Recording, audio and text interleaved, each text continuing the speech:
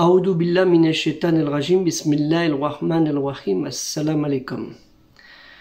On va aborder un sujet qui est très important et qu'on retrouve dans Al-Qur'an, la révélation récitée, et non pas le Coran, qui n'est pas sa traduction du terme vraiment littéral. Ça c'est très simple. On va aborder le sujet des prophètes dans l'Égypte antique, dans l'Égypte des pharaons, un Pharaon Péra. Des prophètes tels que Joseph, Youssouf, mais je ne vais pas faire une discussion, je vous enverrai simplement, en fait, dans la page Tipeee, que je mettrai le lien, de Culturel Musulman Universel, on vous invite à nous aider avec un don de 2 € minimum si vous pouvez par mois, et plus, sans compter la quête nationale qui aura lieu du 1er novembre, bientôt, Inch'Allah, si Dieu le veut, du 1er novembre au 31 décembre.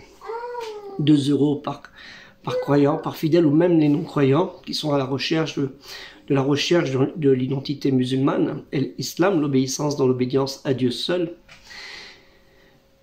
et de 200 € par association culturelle et cultuelle musulmane. Nous sommes très portés sur la culture musulmane dans son identité cultuelle, ce qui est très important. C'est pas on se sert du cultuel pour dire on fait de la culture, alors que c'est juste de la théologie.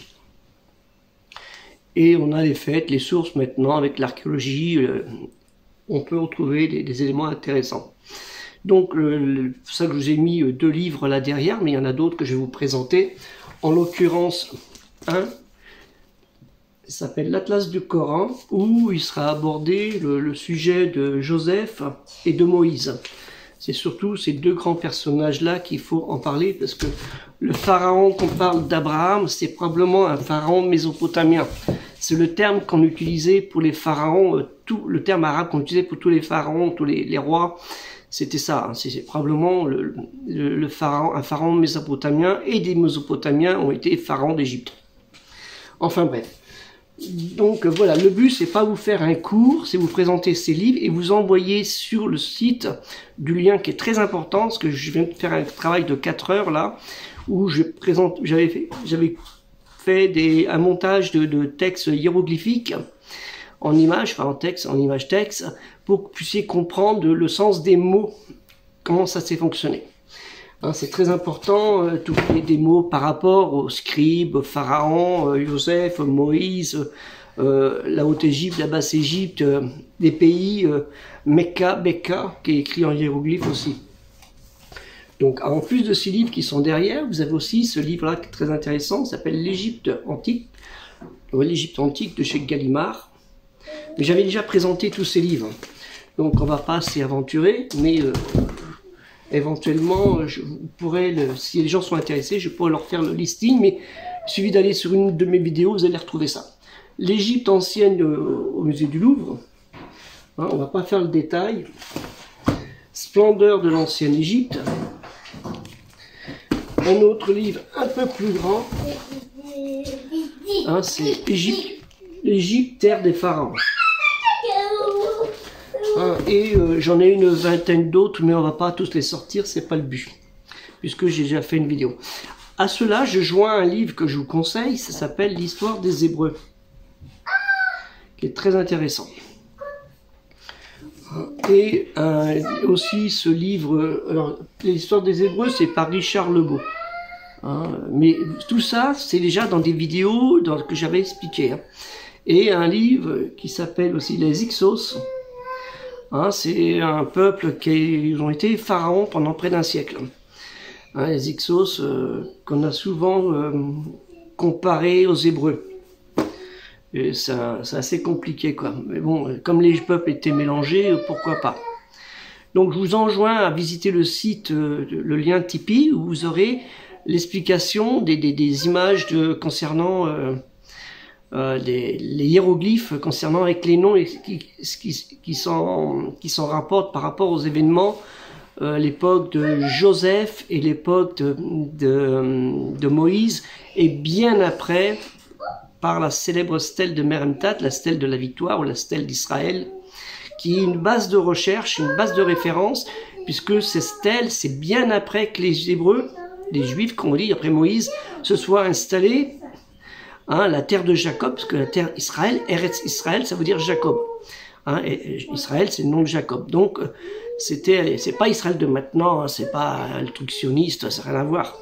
Hein, nous sommes dans le texte de la parole de Dieu. Hein. Dieu a donné cette terre au peuple d'Israël, des bénis Israël. Ça, j'ai déjà expliqué. Vous allez voir dans ce lien aussi ce qui est fait. J'ai déjà expliqué. Donc, on n'a pas à dire c'est pas vrai, parce que sinon vous insultez votre Créateur, Dieu, Allah Ta'ala, le Très-Haut. Hein, c'est lui qui l'a dit, donc c'est pas moi. Alors, si vous n'êtes pas d'accord avec lui, ben, vous allez vous expliquer avec lui, mais voilà, vous allez morfler. Hein. Donc, moi, en tant qu'ayant fait des études d'histoire, d'archéologie, j'avais déjà expliqué mon parcours. Je vous renvoie à ces genres de livres, si vous pouvez en bibliothèque nationale ou autre, ou vous les achetez, ce serait mieux.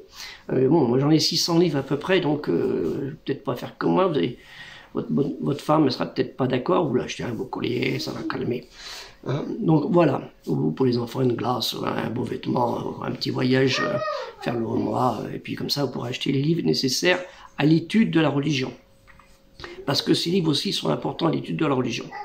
Hein, très important, très important. Savoir ce qui s'est passé, parce que là, Allah Ta'ala nous donne une information qu'il avait déjà donnée bien avant dans la Bible, hein, cette information, et que les archéologues et maintenant nous donnent la preuve. Donc c'est intéressant aussi de confirmer cela pour fermer un peu la bouche à ceux qui disent que la religion, ça n'existe pas.